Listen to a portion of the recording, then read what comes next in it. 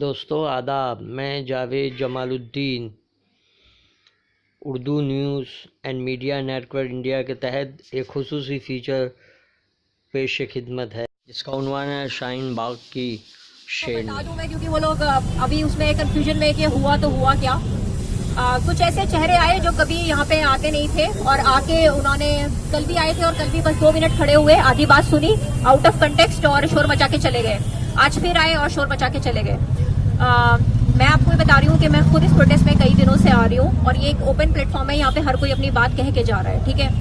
Section 144 impose हम देख रहे हैं, जगह जगह कर दिया जाता है जहां भी प्रोटेस्ट होती है, और ऐसा लगता है कि शायद मोदी के ही कुछ एजेंट है जो उसने ऐसे ही छोड़ रखे हैं कि यहाँ पे आके प्रोटेस्ट में भी एक डिसरप्ट करना, कि लोगों को अपनी बात ना कह देना और एक हंगामा खड़ा कर देना। मतलब कहा है कि फ्रीडम ऑफ स्पीच और एक्सप्रेशन है आपका, अगर आप बात ही नहीं करने दे रहे हैं तो बहुत अफसोस की बात है। तो बहुत अफसोस की बात है ये। लेकिन मैं आप लोगों के सामने यहाँ पे कुछ पॉइंट्स रखना चाहती हूँ।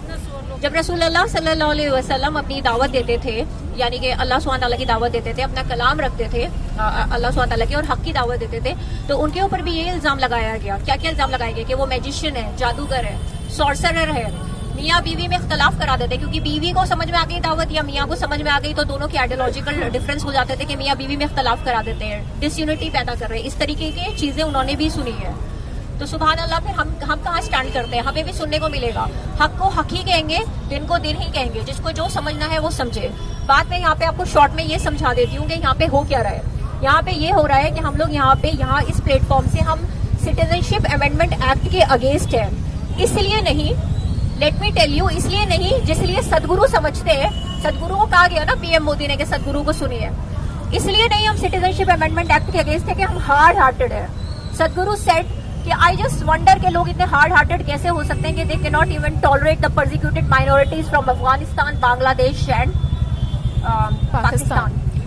Late me tell him and all those कि हम हार्ड हार्टेड नहीं है। हम तो कहते हैं कि मैन मेड बाउंड्रीज होनी नहीं चाहिए, ये तो जमीन और आसमान सब अल्लाह सुब्हान तआला के हैं, जिसको जहां रहना है वो रहे।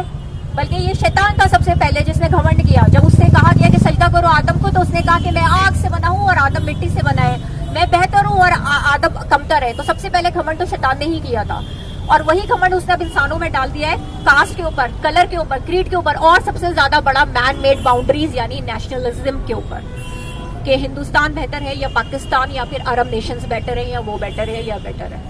तो हम तो कहते हैं मैन मेड बाउंड्रीज होनी ही नहीं चाहिए। तो हम हार्ड हार्टेड नहीं है। हम तो कहते हैं खोल दो, तुम्हें जिसको बुलाना है बुलाओ। लेकिन प्रॉब्लम ये है कि जब आप सिटीजनशिप अमेंडमेंट एक्ट को एनआरसी के साथ देखते हैं, तब आपको समझ में आता है कि how Islamophobic act it is in actually and in its entirety. How come? जिन लोगों के एनआरसी तो सभी को देना पड़ेगा, सारे सिटीजन्स को देना पड़ेगा, ठीक है। एक्चुअली इन लोगों ने एनआरसी जब असम में किया तो दे वर नॉट एक्सपेक्टिंग कि इतने सारे नॉन मुस्लिम्स जो होंगे वो मेकअप नहीं कर पाएंगे, ठीक है। और मुस्लिम्स के पास, ज्यादातर के पास डॉक्यूमेंट्स थे। तो हुआ ये कि उल्टा पड़ गया इनका पासा। अब इन्होंने सिटीजनशिप अमेंडमेंट एक्ट निकाला जिसके तहत सारी 6 कम्युनिटीज हैं उसमें, अदर देन मुस्लिम, उसमें सारी कम्युनिटीज इंक्लूडेड है, 6 की 6, सिर्फ मुस्लिम कम्युनिटी इंक्लूडेड नहीं है। जिसका मतलब ये है कि जो लोग एनआरसी में रह गए वो सिटीजनशिप अमेंडमेंट एक्ट के थ्रू अंदर आ सकते हैं, अदर देन मुस्लिम्स ओनली। फिर उनका क्या होगा? यानी कि हमें स्टेटलेस बनाने का पूरा एक वो है, एक पूरी एक साजिश है डिटेंशन सेंटर में डालने का, ये ओपन फायर करने का। Allah knows best what's their intentions are in entirety. तो ये पूरी वो है। अगर हम यहाँ पे खड़े होके ये बता रहे हैं कि ये इस्लामोफोबिक एक्ट है, तो क्यों इतना बुरा लग रहा है खुद मुसलमानों को? अफसोस की बात है। आपको पता है खुद नॉन मुस्लिम एक्टिविस्ट ये बात कह रहे हैं कि इट्स एन इस्लामोफोबिक एक्ट। मुझे अफसोस है इस बात का कि मेरे खुद के कुछ मुस्लिम फ्रेंड्स हैं जो मुझे मैसेज करते हैं फेसबुक पे कि नॉन मुस्लिम बोल रहे हैं कि इस्लामोफोबिक एक्ट है, तो उन्हें बोलने दो, लेकिन तुम मत बोलो, गलत मैसेज जाएगा। क्यों भाई, हम क्यों ना बोले? मुझसे कहा जाता है कि आप माशाल्लाह इंशाल्लाह मत बोलिए, हिजाब पहन के मत जाइए प्रोटेस्ट में। क्यों ना जाए भाई, हमारी आइडेंटिटी है और बाय द वे हमारी आइडेंटिटी के ऊपर ही अटैक है। क्यों आज हमारे ऊपर सिर्फ आज हमें एक्सक्लूड किया गया है बिकॉज ऑफ ला इलाहा इल्लल्लाह मोहम्मद रसूलुल्लाह। और अगर हम वो पढ़ रहे हैं तो it's not anti national, come on.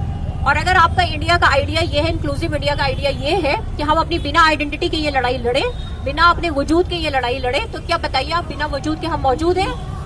कोई वकार है हमारा? हमारी एग्जिस्टेंस की लड़ाई जो है कि हम अपने बिना आइडेंटिटी के लड़ सकते हैं, हमारी आइडेंटिटी के ऊपर ही अटैक है। And they are they are thinking even the secular. Shashi Tharoor का आपने स्टेटमेंट सुना होगा, वो कह रहा है कि ला इलाहा इल्लल्लाह वाले स्लोगन्स ना लगाएं वरना लोग आपके साथ रेजोनेट नहीं करेंगे, it's extremism. Oh mister Tharoor, it's not extremism, it's our identity. क्या कोई मुसलमान हो सकता है बिना कलमे के? बताइए आप मुझे, कोई नहीं हो सकता। तो फिर ये हमारी आइडेंटिटी है, हमारा ईमान है। No one can be Muslim without ला इलाहा इल्लल्लाह मुहम्मदुर रसूलुल्लाह। और आज अगर हमें डिटेंशन सेंटर भेजने की बात की जा रही है जस्ट बिकॉज ऑफ दिस कलमा only, it's just because of this कलमा। तो क्यों हम इस कलीमे के साथ रेजिस्ट ना करें, इस कलीमे के साथ खड़े होकर रेजिस्ट क्यों ना करें? जब इसी कलीमे की वजह से हमें डिटेंशन सेंटर फेंका जा रहा है, इसी कलीमे की वजह से हमारे ऊपर मॉब लिंचिंग्स हो रही है, यूपी में इतनी ब्रूटल अटैक्स हो रहे हैं, एएमयू जामिया में लाठीचार्ज जिस तरीके से की गई है वो क्राउड डिस्पर्सल नहीं था मेरे बहन भाइयों। क्राउड डिस्पर्सल ऐसे नहीं किया जाता है, वो नाजी स्टाइल बीटिंग थी, जिस तरीके से हड्डियां तोड़ी गई है। क्या पीसफुल यहाँ पे प्रोटेस्ट चल रही थी, किस तरीके से स्टूडेंट्स के ऊपर लाठी चार्ज किया गया है, लाइब्रेरी में घुस के लड़कियों के ऊपर सेक्सुअल असॉल्ट हुआ है। क्या आप समझ सकते हैं कितनी बड़ी बात है ये? पुलिस ने किया है, किसी की आंख फोड़ दी। यहाँ पे मिनहाजुद्दीन ने अपनी आंख खोई है, एएमयू में एक लड़के ने अपना हाथ खोया है। क्या सोच सकते हैं आंख और बिना हाथ के रहना जिंदगी क्या है? स्टूडेंट्स यहाँ पे एक ड्रीम के साथ आते हैं यूनिवर्सिटी, किसी ने आंख खो दी, किसी ने हाथ खो दिया, just because they were raising their voice. उनमें से बहुत से लोग तो बल्कि अपनी आवाज भी रेज नहीं कर रहे थे। और सदगुरु क्या कह रहे हैं अपनी उसमें, जिसको पीएम मोदी कह रहे हैं कि सुने सदगुरु को, सदगुरु क्या कह रहा है? वो दो लड़कियां बैठी हुई है क्राउड में, उनको बोल रहा है अगर तुम पत्थर फेंकोगी, और दूसरी तुम्हारे बराबर में बैठी है और वो पत्थर नहीं फेंक रही है तो और पुलिस आएगी तो वो तुम दोनों को मारेगी। हाउ पुलिस विल आइडेंटिफाई किसने पत्थर फेंका किसने नहीं फेंका? क्या सदगुरु को इतना भी नहीं पता कि लॉ एंड ऑर्डर मेंटेन करने में और नाजी स्टाइल मारने में फर्क होता है? पुलिस का काम लॉ एंड ऑर्डर मेंटेन करना है, ना कि ये कि हर किसी को मारती फिरे। और हमने बहुत आंदोलन देखे हैं इस कंट्री में, जाट आंदोलन, कार्नी सेवा, लेकिन कहीं भी इतना ब्रूटल स्टाइल नहीं हुआ है। हमेशा आवाजें उठाई गई हैं, जेएनयू में भी उठाई गई है, सेडिशन चार्जेस वहां भी लगे हैं, लेकिन इतना ब्रूटल स्टाइल नहीं किया गया अटैक का। और ये बात सिर्फ हम नहीं है, नॉन मुस्लिम्स तक कह रहे हैं। अफसोस की बात है कि जब मुसलमान कह रहे हैं तो उनसे कहा जा रहा है मत कहो मत कहो, इसे हिंदू मुस्लिम मत बनाओ। हिंदू मुस्लिम हम नहीं बना रहे, हिंदू मुस्लिम उन्होंने बनाया जिसने ये एक्ट पास किया है। हिंदू मुस्लिम वो बना रहे हैं जो कह रहे हैं दंगई को उनके कपड़े से भी जाना जा सकता है। हम नहीं बना रहे इसे हिंदू मुस्लिम, हम तो कह रहे हैं आपके वजूद की लड़ाई अपने वजूद के साथ लड़िए, आपकी आइडेंटिटी की लड़ाई अपने आइडेंटिटी के साथ लड़िए, बस इतना सा पॉइंट है। और अगर इसको कोई एंटी नेशन समझ रहा है, इसको कोई हिंदू मुस्लिम समझ रहा है, तो मुझे अफसोस है उनकी सोच के ऊपर, मुझे अफसोस है उनकी जिहालत के ऊपर, उनके इग्नोरेंस के ऊपर कि they can not even identify what is right and what is wrong. अफसोस की बात है। आपको पता है एएमयू और जामिया, इनके ऊपर इतनी बुरी तरीके से अटैक किए गए कि उसको बयान यहाँ पे खड़ा होकर बयान करना मुश्किल है, अल्फाजों में उनको बयान करना बहुत मुश्किल है। पीसफुल प्रोटेस्ट को जिस तरीके से यहाँ पे दबाया गया है, इंतहा है वो। आपको पता है यूपी में एक गांव ऐसा था जिसने सिर्फ और सिर्फ अपनी सॉलिडारिटी में दुकानें बंद करी कि दुनिया भर में, तो इंडिया में पूरे में नेशन वाइड प्रोटेस्ट चल रही है तो चलो हम सिर्फ अपनी दुकानें बंद कर दें। उन्होंने सिर्फ अपनी दुकानें बंद करी, घर में घुस कर पीटा है, इस कदर मारा है, ज्वेलरी तक लूट के लेके गए। आपको पता है किस कदर गुस्सा और हेट्रेड होगा कि वॉश बेसिन तक तोड़ के गए, घर की चीजें बर्तन सब तोड़ के गए। कितना हेट्रेड भरा हुआ होगा उन लोगों में। ये पुलिस है। और कम्युनल रिमार्क्स अलग। मेरी खुद की एक कजिन थी उस दिन लाइब्रेरी में, she was herself telling me कि कम्युनल रिमार्क्स दिए गए कि तुम जिन्ना की औलाद हो, तुम यहाँ क्या कर रही हो, पाकिस्तान क्यों नहीं गई। These were the remarks of police, the people who are supposed to save us. ये सिस्टम की देन है, आप सोचिए, क्योंकि सिस्टम ने उन्हें खुला हाथ दे रखा है। ये हालत है।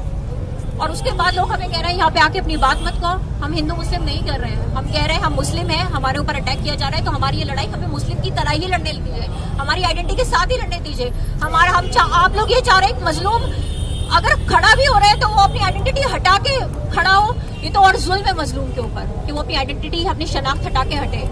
आज सुबह मेरे कजन से बात हुई, वो यूपी में रहते हैं। आपको पता है उन्होंने मुझे क्या बात बताई, मैं लिटरली आज इतना रोई हूँ जिसकी कोई इंतहा नहीं है।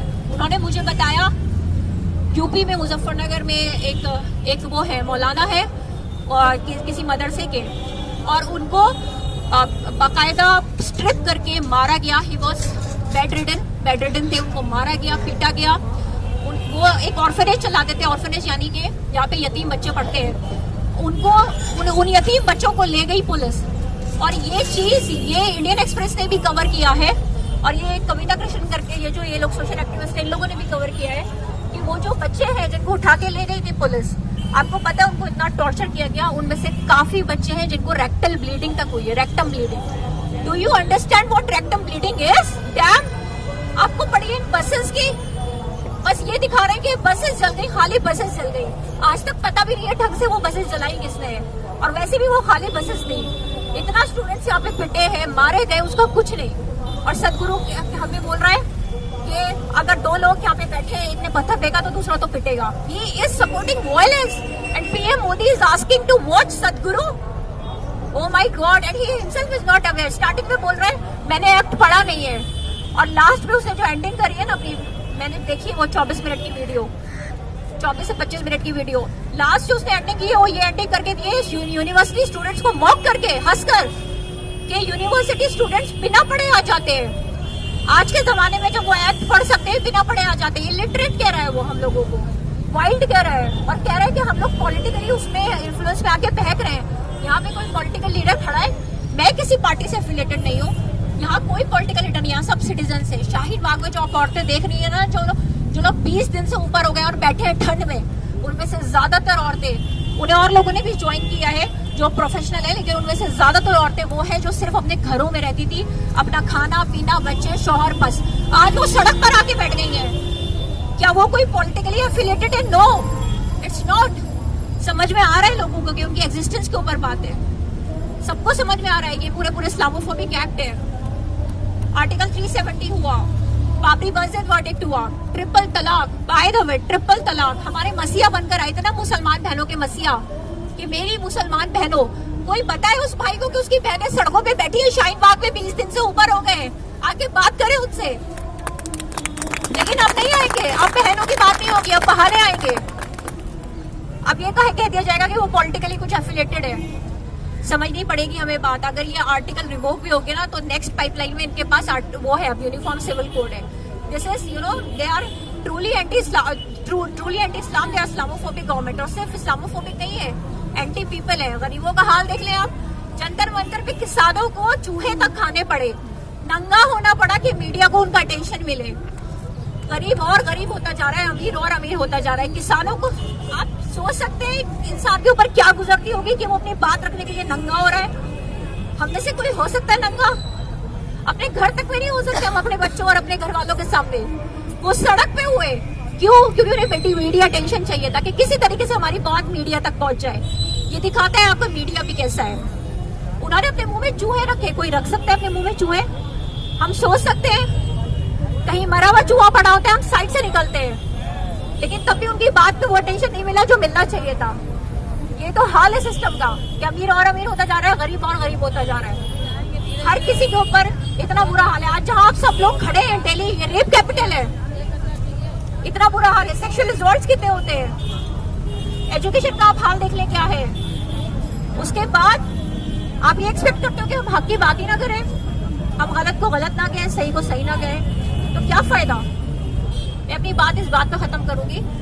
रसूलुल्लाह सल्लल्लाहु अलैहि वसल्लम की हदीस है, द बेस्ट जिहाद is the word of truth in front of a tyrant ruler. सबसे बेहतरीन जिहाद हक की बात करना है एक जालिम हुक्मरान के सामने। बेबाक और निडर लड़की को हम सलाम पेश करते हैं।